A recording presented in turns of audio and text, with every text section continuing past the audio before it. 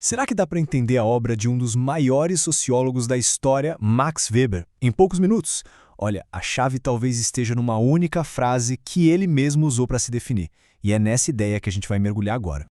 Exagerar é a minha profissão. Ele soltou essa para um colega que ficou chocado com o jeito que ele defendia as ideias num debate. Mas isso está longe de ser só uma tirada de efeito, sabe? É o ponto de partida para a gente desvendar não só a vida, mas a obra gigantesca de Weber. E tá aí o homem por trás dessa frase. Max Weber viveu numa intensidade que era quase sobre-humana. A vida dele foi marcada por um envolvimento apaixonado nos problemas da sua época, uma erudição que era de outro mundo e também por crises pessoais profundas que, por outro lado, acabavam levando a recuperações criativas brilhantes. Mas afinal, o que ele queria dizer com exagero? Não era sobre distorcer a verdade, não. Era sobre a intensidade, a força com que ele encarava absolutamente tudo na vida e no trabalho. Para Weber, exagerar significava uma entrega total.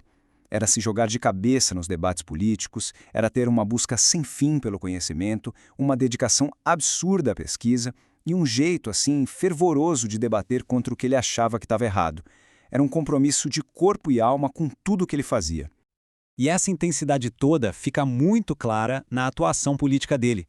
Uma área cheia de paixão e, para muita gente, cheia de aparentes contradições. Olha só que percurso. Durante a Primeira Guerra, ele desceu a lenha no governo. Mas aí, quando o imperador renunciou, ele se segurou, por uma questão de honra. Logo depois, atacou os revolucionários com toda a força, para, em seguida, virar a mira com o mesmo ímpeto contra a direita que estava subindo. Parece incoerente, né? Mas isso revela um homem guiado por convicções fortes do momento, e não por uma cartilha de partido. E aqui está a chave para entender essa aparente contradição. Weber via uma tensão enorme entre ciência e política. Para ele, o político vive de fazer concessões, de negociar. Já o cientista, esse não pode. E essa distinção, para ele, era sagrada. Isso leva a gente a uma pergunta fundamental. Como é que essa personalidade tão intensa, tão passional, conseguiu produzir uma ciência social tão rigorosa e objetiva? A resposta é fascinante. Ele simplesmente transformou o exagero dele numa ferramenta de trabalho. E aqui que a gente chega no coração da contribuição teórica dele. Weber pegou esse traço da personalidade, o exagero, e transformou num método de análise poderosíssimo. O ponto central é este. Para Weber, a realidade social só pode ser de fato conhecida quando a gente pega os traços mais importantes dela e os exagera de propósito, metodicamente. É como se a gente usasse uma lente de aumento conceitual para conseguir enxergar as coisas com mais clareza. E essa ferramenta tem nome, é o tipo ideal. Mas olha, é muito importante entender isso. O tipo ideal não é uma descrição de uma realidade perfeita. Pelo contrário, é uma construção mental, uma versão pura e exagerada de um fenômeno, tipo burocracia ou capitalismo, que na verdade nunca existe desse jeitinho no mundo real. O processo funciona mais ou menos assim. Primeiro, se observa o mundo real, que é todo confuso e variado.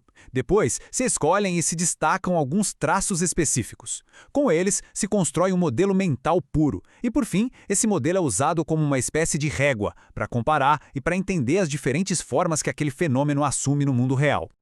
E essa ferramenta, o tipo ideal, acabou moldando completamente o jeito que o Weber enxergava a história, o que o levou a uma visão bem particular do nosso passado.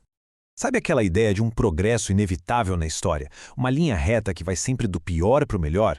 Então, Weber não acreditava nisso. Para ele, o trabalho do historiador era, na verdade, entender a particularidade de cada época, o que fazia dela única. Esse é um exemplo perfeito do método dele em ação. Quando ele compara os tipos ideais da cidade antiga e da medieval, ele não está procurando o que elas têm de parecido, mas sim o que elas têm de fundamentalmente diferente. A cidade antiga era, na sua forma mais pura, uma instituição política de cidadãos guerreiros. Já a medieval era, essencialmente, uma instituição econômica, um centro de comércio. E essa é a grande lição do método comparativo dele. A comparação serve para jogar uma luz naquilo que é peculiar, único e específico de cada momento da história. Bom, essa visão da história, como um campo de forças distintas e particulares, leva ao diagnóstico final de Weber sobre a sociedade. E olha, é um diagnóstico bem sóbrio. Ao contrário de outros pensadores da época, como o Emir Durkheim, que achava que a modernidade ia suavizar os conflitos, Weber era categórico. É impossível eliminar a luta da vida cultural. Ela pode até mudar de forma, de objetivos, de personagens, mas a luta em si, essa continua.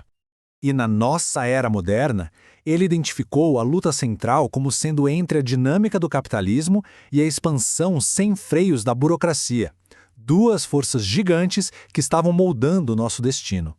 E lá em 1909, ele fez uma previsão bem inquietante. Ele tinha medo que a lógica da burocracia, com toda a sua ordem e previsibilidade, acabaria dominando e sufocando a iniciativa do capitalismo, do mesmo jeito que ele acreditava que já tinha acontecido em outras civilizações. E isso tudo deixa a gente com uma pergunta para refletir. Mais de um século depois, será que nós vivemos hoje naquela jaula de ferro da racionalidade e da burocracia que Max Weber, com toda aquela sua intensidade exagerada, conseguiu enxergar tão claramente lá no horizonte?